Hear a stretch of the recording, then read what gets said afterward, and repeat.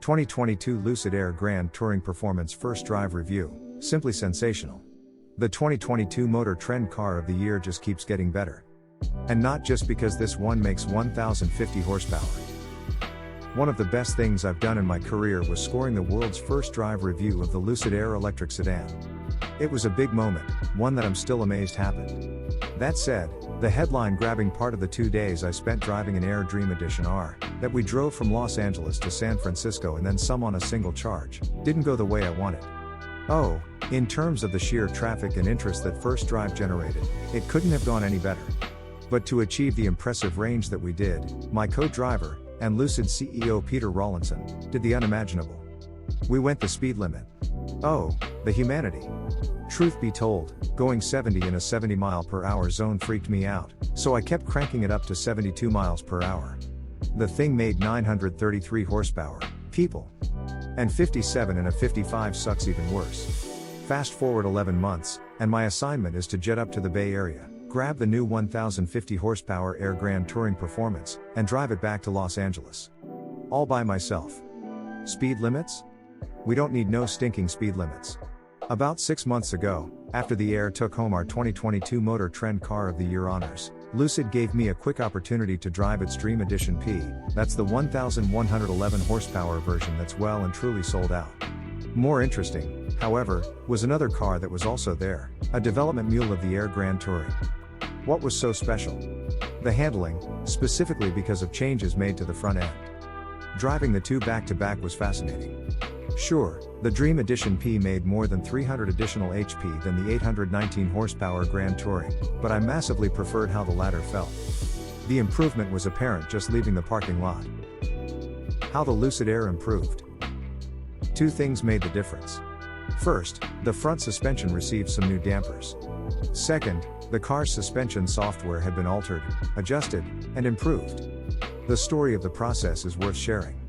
Lucid's Director of Chassis and Vehicle Dynamics, David Lickfold, toured himself a 991.2 Porsche GT3 RS and spent a weekend driving the two vehicles. Just him, by himself, working until the wee hours of the morning. David would do a run in the Porsche, then one in the Lucid, pull over, plug his laptop into the latter, and tweak away. The results impressed the hell out of me. Naturally, I was looking forward to driving the 1050 horsepower version of the Grand Touring.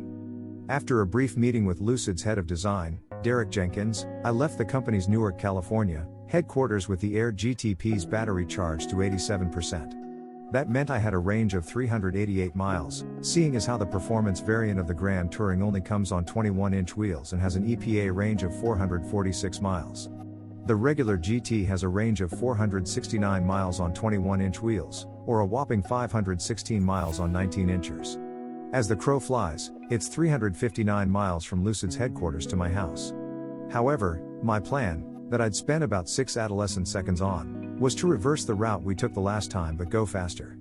Essentially, that meant heading south down Route 101 until Paso Robles, taking advantage of an Electrify America location, then heading over to Interstate 5 for the bulk of the rest of the trip. What could possibly go wrong? Soul-crushing traffic, for one. If I can diverge into a little provincial Hatfield and McCoy-style nonsense for a second, anyone from the Bay Area who says Los Angeles has bad traffic is projecting. A drive that should have taken just over 2 hours to Paso Robles turned into a 4-hour slog. By the time I got to the charging station, I was down to 162 miles of remaining indicated range. Which means I used 211 miles of range to cover 177 road miles. That's not actually bad, especially given I had the AC set to meet locker, the massaging seat going full bore, and the pretty damn great stereo cranked up to a high volume. And, yes, I also had the adaptive cruise, or Dream Drive, as Lucid calls it, set to 84 miles per hour and was enjoying occasional bursts into triple-digit territory when traffic allowed. Hey, the car makes 1050 horsepower and I'm a doctor of automotive journalism, damn it. Besides, those Priuses parked in the left lane ain't gonna pass themselves. Charging station challenges. Then the inevitable happened. All 3 chargers plopped incongruously in a Bank of America parking lot were occupied. I got out of the GTP and heard, "Hey, us and this car are ahead of you."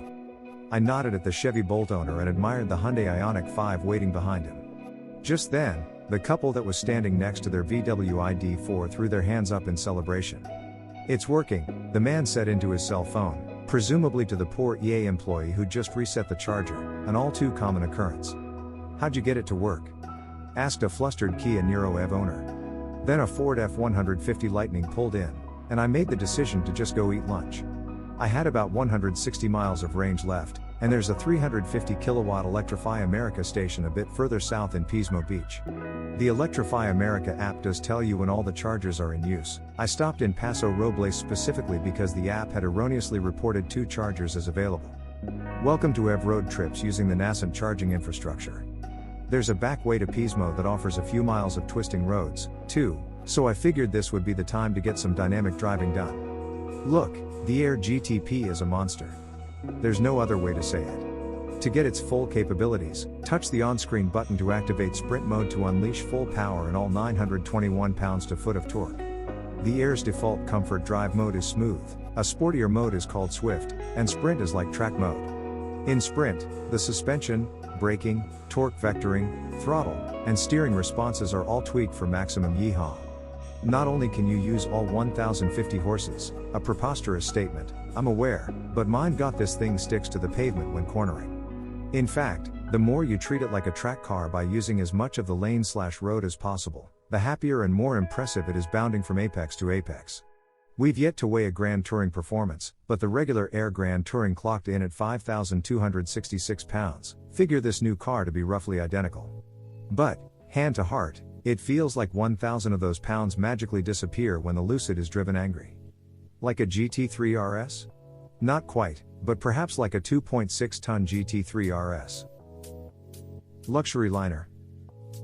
Yeah, these Lucids make incredible power, and Lickfold's chassis team has found a way to put it all down and make the big girl dance a jig. But Lucid vehicles are pitched as luxury machines. How's the luxury? I mentioned earlier that I had the air conditioning going full bore. This was because once I got south of a little farming town called Gonzales, the external temperature was 97 degrees Fahrenheit. For the time being, all Lucid Airs have these massive glass roofs, and in the sort of California sun I experienced on the drive, you just get cooked. I don't care how much UV jamming, anti-solar whiz-bonjour Lucid claims it's treated the glass with, it gets very warm.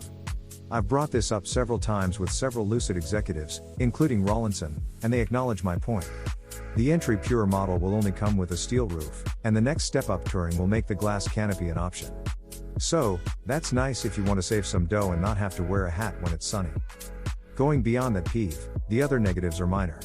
The lane departure warning graphic is overeager, the map takes 5 seconds before it fully loads, and sometimes the car needs 10 to 15 seconds to completely wake up when you first jump inside. But here's the awesome part about software-defined vehicles, SDVs. There's an over-the-air update, OTA, coming in a couple of months that will radically revise all of this. Just like that. Also, hot tip, when the integration's ready, owners will get Apple CarPlay and Android Auto, too. Enough with the bad stuff. The seats are incredible, not just because of the design and comfort, but because of how powerful the massage settings are. Like, dang man. A couple of the programs felt vaguely inappropriate, you have to love that. The materials are top shelf, especially the fabrics, the screens aren't too omnipresent, and the large lower screen can be stowed out of the way, which not only opens up a big, purse-sized cubby but also reduces the amount of visual clutter fighting for your eyeballs' attention. I also love the physical temperature, fan speed, and volume switchgear. I find it luxurious not having to dig into a damn screen for every single little thing. Let's not forget that our buddy Randy Pops just lost Pikes Peak because he couldn't easily access the Tesla Model S Plaid's fan. I pulled into the charging station in Pismo and, hooray! Found an open 350 kilowatt charger. The car was showing 96 miles of range left.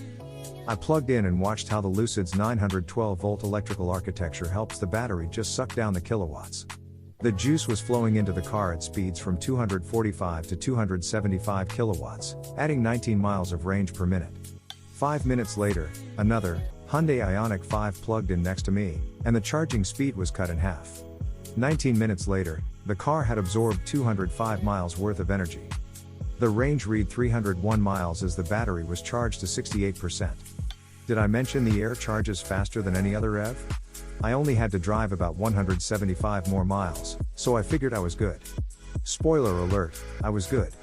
I made it home with 49 miles of range left, plugged the GTP into my Rivian charger, and awoke to an 80% full battery, where it had set the charging limit, meaning the GTP was good for 360 miles of driving. Well, if you're one of those go the speed limit types. We don't give out our car, truck, or SUV of the year trophies willy-nilly. Despite what you may have heard, it's the most rigorous, repeatable, and labor-intensive process in the industry. If a vehicle receives the golden calipers, it's earned them. Still, I always find it nice to go back and recheck our math.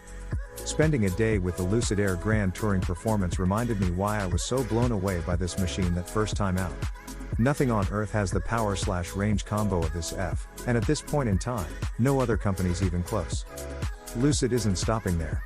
It's creating a 360-degree luxury brand, where every aspect of the customer experience, from the website to the studios, Lucid speak for showrooms, to the promotional photography, is curated in-house. The result is an epic brute in a suit, a car that effortlessly blends mid-century modern with a California ethos, a technological tour de force that obsoletes its competitors. And this is just the first Lucid. The Gravity SUV will be its second vehicle, and one that hasn't even been in production for a whole calendar year yet. I'm excited about what Lucid will dream up next. Hopefully I'll get to tell you about that one first, too. We are interested in your comments. Don't forget to subscribe and like the video for more videos. Thanks for watching.